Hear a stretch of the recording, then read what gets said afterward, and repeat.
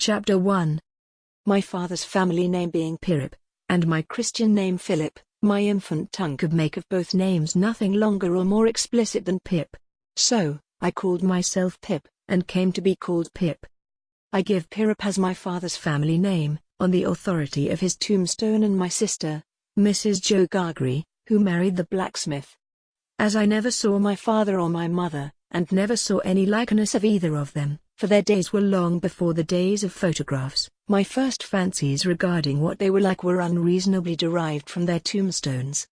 The shape of the letters on my father's gave me an odd idea that he was a square, stout, dark man, with curly black hair. From the character and turn of the inscription, also Georgiana, wife of the above, I drew a childish conclusion that my mother was freckled and sickly.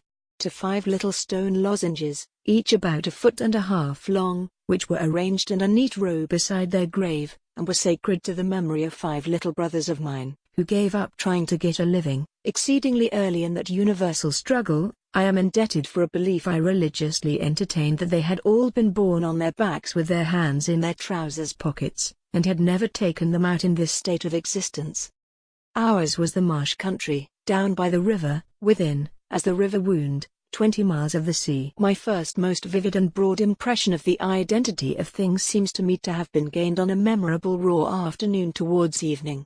At such a time I found out for certain that this bleak place overgrown with nettles was the churchyard, and that Philip Pirip, late of this parish, and also Georgiana, wife of the above, were dead and buried, and that Alexander, Bartholomew, Abraham, Tobias, and Roger, infant children of the aforesaid, were also dead and buried, and that the dark flat wilderness beyond the churchyard, intersected with dikes and mans and gates, with scattered cattle feeding on it, was the marshes, and that the low leaden line beyond was the river, and that the distant savage lair from which the wind was rushing was the sea, and that the small bundle of shivers growing afraid of it all and beginning to cry, was Pip.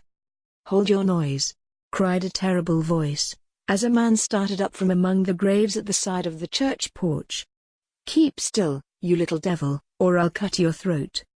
A fearful man, all in coarse grey, with a great iron on his leg, a man with no hat, and with broken shoes, and with an old rag tied round his head, a man who had been soaked in water, and smothered in mud, and lamed by stones, and cut by flints, and stung by nettles, and torn by briars, who limped, and shivered, and glared, and growled, and whose teeth chattered in his head as he seized me by the chin. "Oh, don't cut my throat, sir," I pleaded in terror. "Pray don't do it, sir." "Tell us your name," said the man. "Quick." "Pip, sir."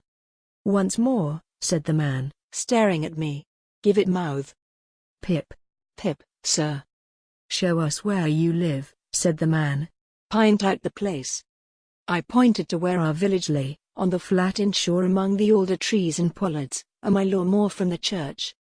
The man, after looking at me for a moment, turned me upside down, and emptied my pockets. There was nothing in them but a piece of bread.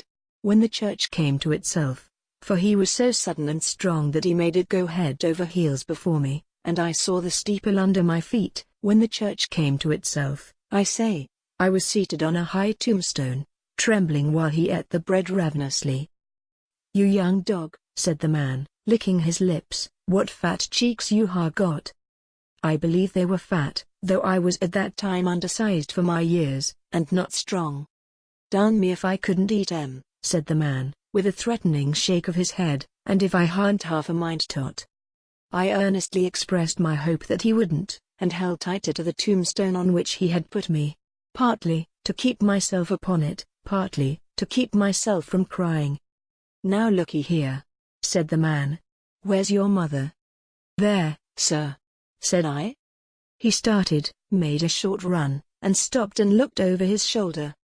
"There, sir," I timidly explained. "Also Georgiana." "That's my mother." "Oh," said he, coming back. "And is that your father along o' your mother?" "Yes, sir," said I. "Him too. Late of this parish." "Ha," he muttered then, considering. "Who do ye live with, supposin' you're kindly let to live, which I ha'n't made up my mind about?" "My sister, sir," Mrs. Joe Gargery, wife of Joe Gargery, the blacksmith, sir. Blacksmith, eh? Said he, and looked down at his leg. After darkly looking at his leg and me several times, he came closer to my tombstone, took me by both arms, and tilted me back as far as he could hold me, so that his eyes looked most powerfully down into mine, and mine looked most helplessly up into his. Now looky here, he said, the question being whether you're to be let to live. You know what a file is? Yes, sir. And you know what whittles is? Yes, sir. After each question he tilted me over a little more, so as to give me a greater sense of helplessness and danger. You get me a file? He tilted me again. And you get me whittles? He tilted me again. You bring 'em both to me. He tilted me again. Or I'll have your heart and liver out. He tilted me again. I was dreadfully frightened, and so giddy that I clung to him with both hands, and said, if you would kindly please to let me keep upright, sir, perhaps I shouldn't be sick, and perhaps I could attend more. He gave me a most tremendous dip and roll, so that the church jumped over its own weathercock. Then, he held me by the arms, in an upright position on the top of the stone, and went on in these fearful terms, You bring me, tomorrow morning early, that file and them whittles. You bring the lot to me, at that old battery over yonder. You do it, and you never dare to say a word or dare to make a sign concerning your having seen such a person as me, or any person whomever, and you shall be let to live. You fail, or you go from my words in any particular, no matter how small it is, and your heart and your liver shall be tore out, roasted, and yet. Now, I ain't alone, as you may think I am. There's a young man hid with me, in comparison with which young man I am an angel. That young man hears the words I speak. That young man has a secret way peculiar to himself, of getting at a boy, and at his heart, and at his liver. It is in vain for a boy to attempt to hide himself from that young man. A boy may lock his door, may be warm in bed, may tuck himself up, may draw the clothes over his head, may think himself comfortable and safe, but that young man will softly creep his way to him and tear him open. I am keeping that young man from harming of you at the present moment, with great difficulty. I find it very hard to hold that young man off of your inside. Now, what do you say? I said that I would get him the file, and I would get in what broken bits of food I could, and I would come to him at the battery, early in the morning. Say Lord strike you dead if you don't, said the man. I said so, and he took me down. Now, he pursued, you remember what you've undertook, and you remember that young man, and you get home. Good night, sir, I faltered.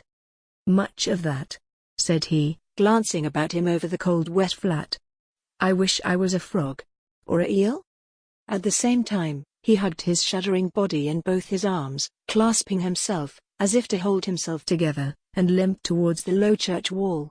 As I saw him go, picking his way among the nettles, and among the brambles that bound the green mounds, he looked in my young eyes as if he were eluding the hands of the dead people, stretching up cautiously out of their graves, to get a twist upon his ankle and pull him in. When he came to the low church wall, he got over it, like a man whose legs were numbed and stiff, and then turned round to look for me. When I saw him turning, I set my face towards home, and made the best use of my legs. But presently I looked over my shoulder, and saw him going on again towards the river, still hugging himself in both arms, and picking his way with his sore feet among the great stones dropped into the marshes here and there, for stepping places when the rains were heavy or the tide was in. The marshes were just a long black horizontal line then, as I stopped to look after him. And the river was just another horizontal line, not nearly so broad nor yet so black, and the sky was just a row of long angry red lines and dense black lines intermixed. On the edge of the river I could faintly make out the only two black things in all the prospect that seemed to be standing upright.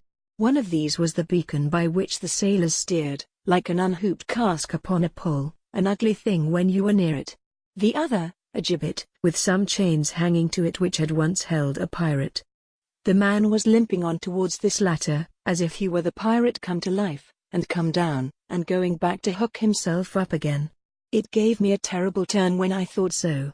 And as I saw the cattle lifting their heads to gaze after him, I wondered whether they thought so too. I looked all round for the horrible young man, and could see no signs of him. But now I was frightened again, and ran home without stopping.